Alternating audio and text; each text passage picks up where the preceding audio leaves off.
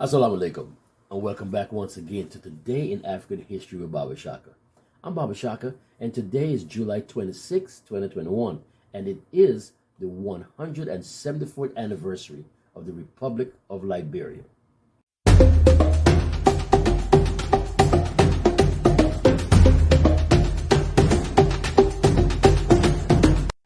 The Republic of Liberia is a country located on the West African coast with a population of nearly 5 million and a land area of 43,000 square miles, and is bordered by Sierra Leone to its northwest, Guinea to its north, Cote d'Ivoire to its east, and the Atlantic Ocean to its southwest. Monrovia, with a population of over 1.5 million, is the country's capital and largest city. Now, while English is the official language, over 20 different languages are spoken by the indigenous ethnic groups representing over 95% of the population. Now, along with Ethiopia, Liberia is considered to be one of the only two African countries never to have been colonized by European powers during the scramble for Africa from 1880 to 1900. However, this is disputed as the country was founded by free African immigrants from the United States of America in the 1820s and governed by these Americo-Liberians until 1989. Liberia was governed by a military dictatorship until the 1990s and then suffered two lengthy civil wars. In 2003, the women of Liberia helped bring an end to the Second Civil War, and in 2005, Ellen Johnson Sirleaf, the first elected female head of state in Africa, was elected president of Liberia. The current president, George Weah, a former football star, was elected back in 2017. Now, the history of Liberia generally begins with the arrival of the Portuguese traders in the mid-1400s and the rise of the transatlantic slave trade. And I'm talking about the modern history, not the ancient history. Coastal groups traded with several goods with the Europeans, but the area became known as the Grain Coast because of its rich supply of Malagueta pepper grains. Now, I hope I'm pronouncing that correctly, Malagueta. So we had the Gold Coast, which later became Ghana. We have the Ivory Coast, which is now Cote d'Ivoire, and then of course we had the Grain Coast, which is now Liberia. In 1816, the future of Liberia changed dramatically due to the formation of the American Colonization Society, or the ACS, in the United States of America. They were looking for a place to resettle freeborn Africans and formerly enslaved people, so the ACS chose the Grain Coast. In 1822, the ACS founded Liberia as a colony of the United States of America. And over the next several decades, 19,900 African men and women migrated to the colony. On July 26, this date, back in 1847, Liberia declared its independence from America.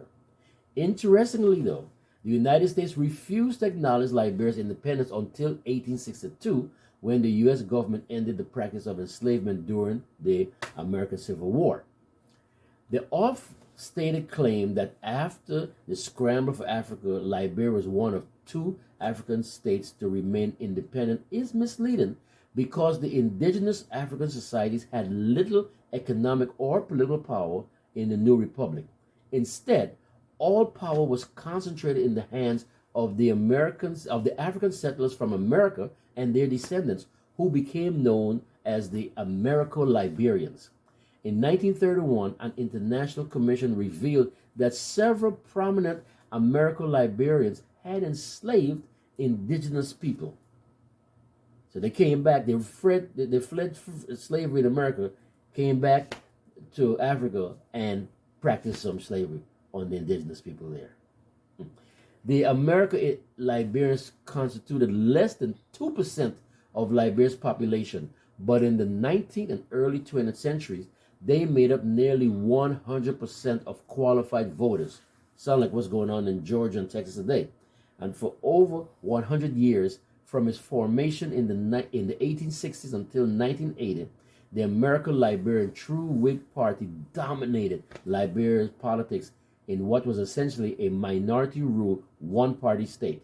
So in essence, one could argue that Liberia was colonized by these Americo-Liberians.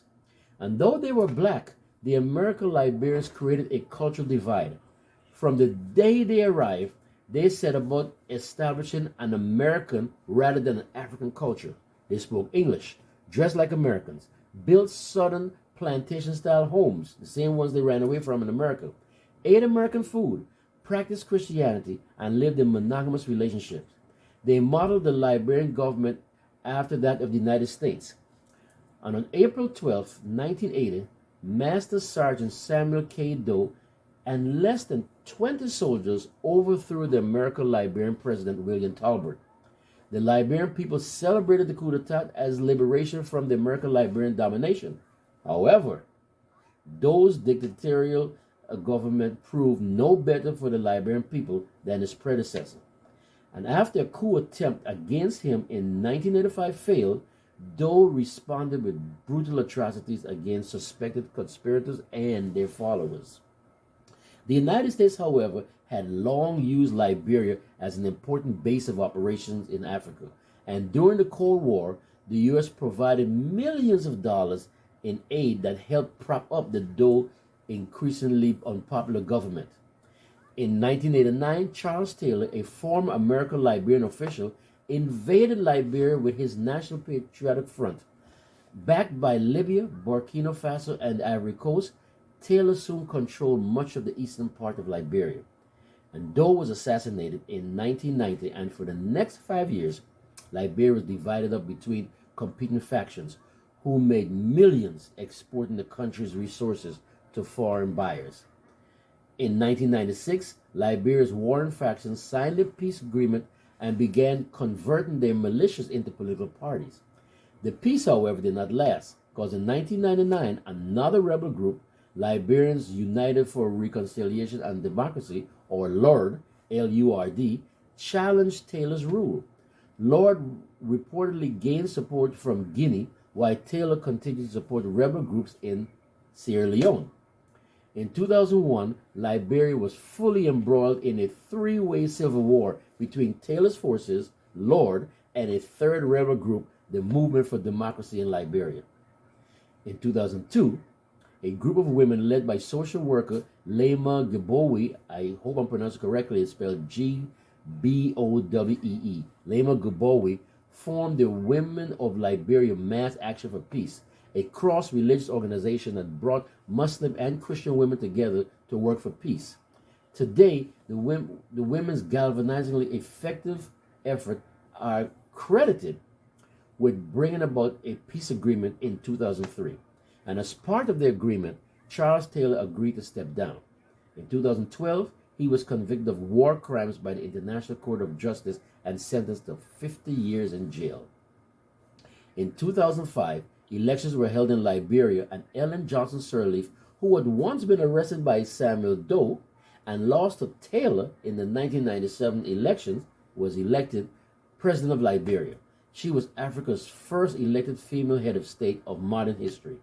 Now, while there have been some critiques of her rule, Liberia has remained stable and made significant economic progress. And in 2011, President Sirleaf was awarded the Nobel Peace Prize along with Lema Gbowee of the Mass Action for Peace and Tawakkul Karman of Yemen, who also championed women's rights and peace building. Liberia's culture draws from the southern U.S. heritage of its Americo-Liberian settlers and the people of the country's 16 indigenous and migratory groups. English remains the official language of Liberia, though the languages of the indigenous peoples are widely spoken. About 85% of Liberia's population practice Christianity, while Muslims comprise roughly 12% of the population. The embroidery and quilting skills of its black settlers from America are now firmly embedded in Liberian art, while the music of the American South blends with ancient African rhythms, harmonies, and dance. Christian music is popular with hymns sung in a cappella in the traditional African style. And in literature, Liberian authors have contributed to the writings of genres ranging from folk art to human rights, equality, and diversity.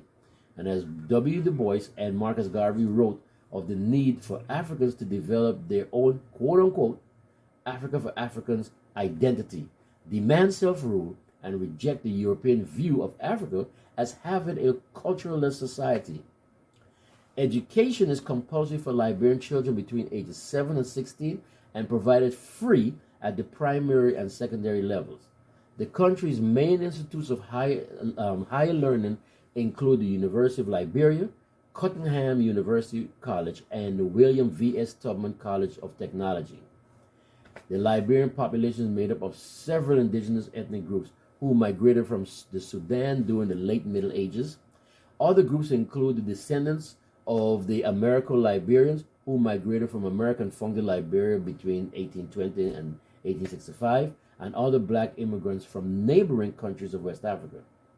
The 16 officially recognized ethnic groups who make up about 95% of the population include the Kapele, the Bassa, the Mano, the Gio or Dan, the Kru, the Grebo, the Kran, the Vai, the Gola, the Mandinka, the Mende, the Kissi, the Gabandi, Loma, Dai or Duin, the Bella, and of course the Americo-Liberians.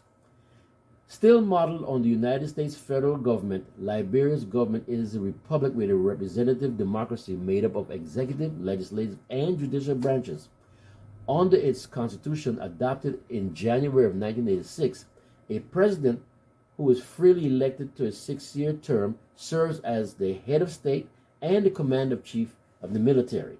Members of the legislative, two chambers and National Assembly are elected to 6-year terms in the House of Representatives and 9-year terms in the Senate.